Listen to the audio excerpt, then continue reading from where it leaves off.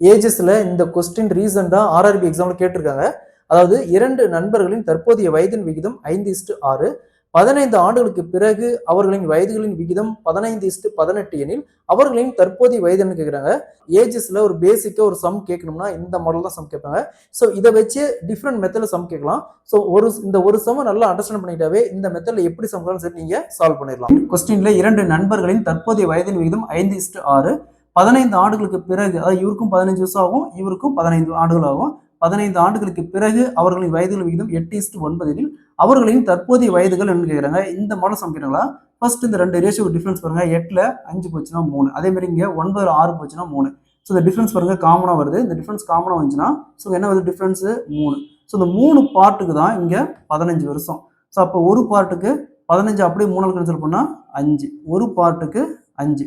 கொஸ்டின்ல அவருடைய தற்போதைய வயதுகள் என்னன்னு கேட்குறாங்க. ஸோ இங்கே தற்போதைய வயதோட விகிதம் பார்த்தோம்னா 5:6.